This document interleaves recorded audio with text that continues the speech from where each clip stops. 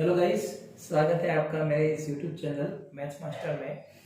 आज हम आपके लिए नया वीडियो लेके आए हैं। इस वीडियो के अंदर हम ये सीखेंगे कि ह्यूमन रेस्पिरेटरी सिस्टम क्या होता है। साइंस के अंदर बायोलॉजी का पार्ट है जो सभी क्लासेस के अंदर होता है। सो वीडियो शुरू करने से पहले आप लोगों से खास निवेदन कि मेरे इस चैनल से आप पहली बार जुड़ रहे हैं, लाइक करना ना भूलें, सब्सक्राइब करना ना भूलें और ज़्यादा से ज़्यादा शेयर करना ना भूलें। सो आइए वीडियो शुरू कर लें। Today we are going to start our new topic, human respiratory system. Human respiratory system, in this system where our main organ is lungs. Human respiratory system जो होता है उसमें हमारे बॉडी का मेन पार्ट कौन सा होता है, हमारे जो दो लंग्स होते हैं उसके थ्रू ये जो रेस्पिरेशन की प्रोसेस होती है वो कंप्लीट होती है। तो what is the meaning of respiration? Respiration का मतलब क्या होता है कि when we do get oxygen को हम हमारी बॉडी के अंदर लेते हैं और कार्बन डाइऑक्साइड को बाहर निकालते हैं, उस प्रोसेस को जो बोलते हैं वो कहलाती है हमारी respiration.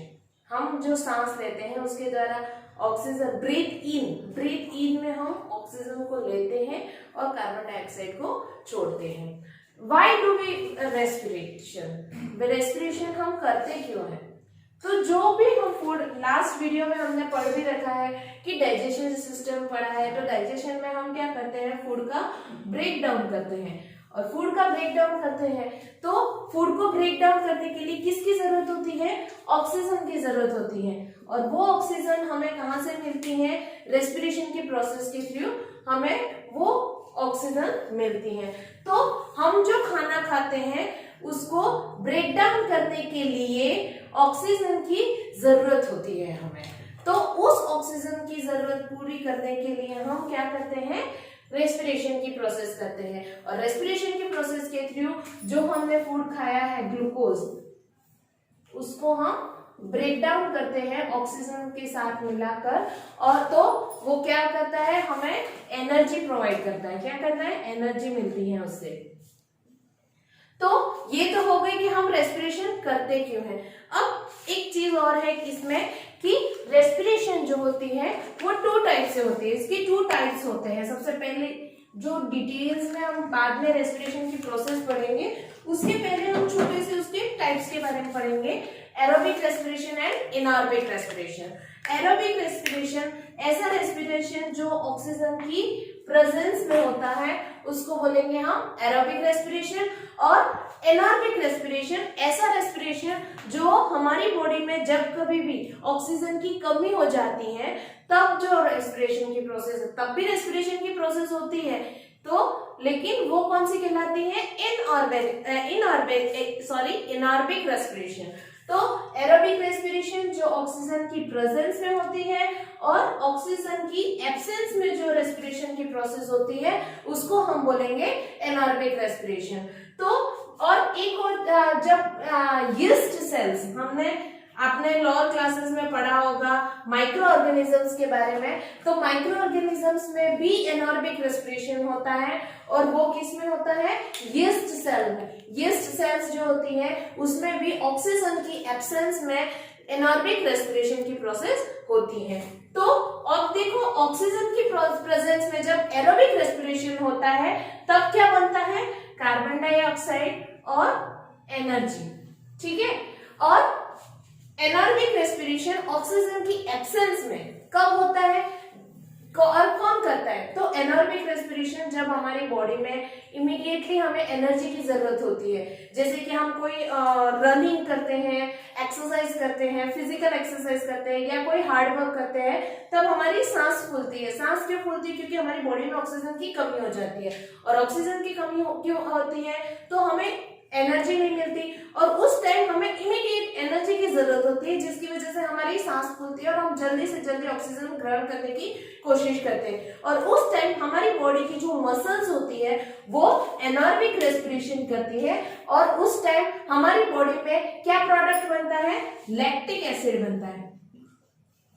Lactic acid plus carbon dioxide plus energy बनती है। तो वो कब बनती है? जब ऑक्सीजन की एब्सेंस होती है हमारी बॉडी में, हम ज्यादा थक जाते हैं या कोई हार्ड वर्क कर दिया है, तब हम ऑक्सीजन की एब्सेंस में एनारोबिक रेस्पिरेशन करते हैं और तब प्रोडक्ट क्या होता है? लैक्टिक एसिड बनता है। तो एक तो हो गया यीस्ट सेल्स में, यीस्ट सेल में जब एनारोबिक रेस्पिरेशन होता है तो अल्कोहल बनता है, अल्कोहल बनता है।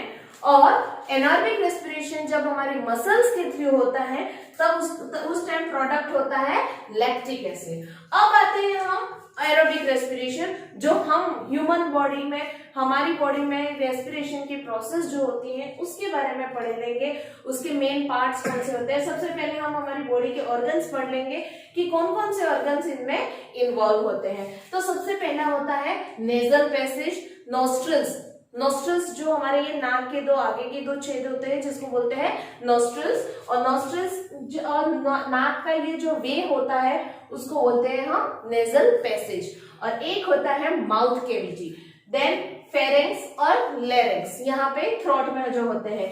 उसके बाद ट्रेकिया, जो ये पैसेज है गले में ही आता है ये ट्रेकिया। और रिंग्स ऑफ कार्टिलेज, ये ऐसे रिंग्स बनी हुई होती है, उस जैसे हमने ऑसिफेगस में देखा था, एक होती है आहार नाल और एक होती है श्वसन नाल, ठीक है।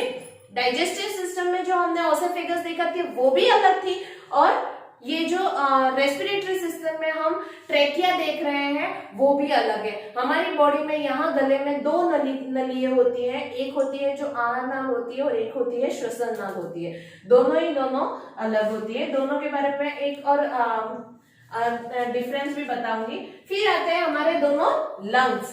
लंग्स के अंदर होते हैं ब्रेंक्यूल्स होते हैं, ब्रोंकीज होते हैं और एल्वियोलर सैक्स होते हैं। फिर और ये जो लंग्स होते हैं उनको प्रोटेक्ट करने का काम कौन करता है? रिब केज, हमारा जो रिब्स जिसमें होती है ये 12 पेयर्स होती है, और ये डायफ्राम नीचे का जो उसका लेयर होती है उसको बोलते हैं डायफ्राम। जब हम सांस लेते हैं या छोड़ते हैं तो अगर आप सब करके भी देख सकते हो, सांस लोगे तो ये डायफ्राम ऊपर आ जाता है, सांस छोड़ने पे वो नीचे आ जाता है। हमारा ये रिब्स जो है वो ऊपर की तरफ आ जाती है और नीचे की तरफ जाती है। तो ये तो हो गया हमारे रेस्पिरेटरी सिस्टम के ऑर्गन्स हो गए। अब ये प्रोसेस कैसे होती है?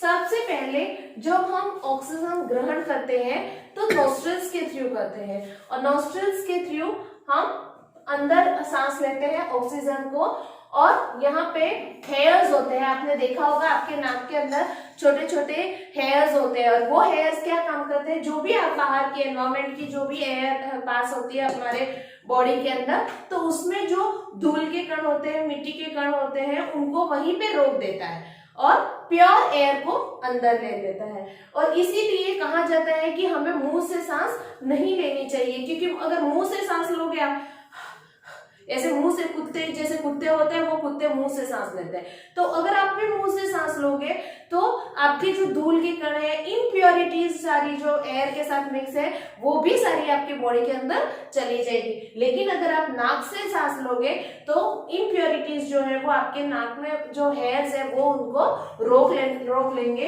इस वजह से वहां पे छोटे छोटे हेयर्स होते हैं, और वो ऑक्सीजन फिर नेजल पैसेज के थ्रू माउथ कैविटी और थ्रोट में जाती है। थ्रोट में यहाँ पे ट्रेकिया होता है, ट्रेकिया और rings of cartilage. Rings of cartilage, यहाँ पे रिंग्स इसलिए बनी होती है ताकि उसको बैलेंस करती है वो, कि एक तरह से यहाँ पे हमारे दो नोस्ट्रल्स है, एक नोस्ट्रल से ऑक्सीजन अंदर जाती है और एक से कार्बन डाइऑक्साइड बाहर निकलती है। तो उस बैलेंस को भी बनाने का काम कौन करता है?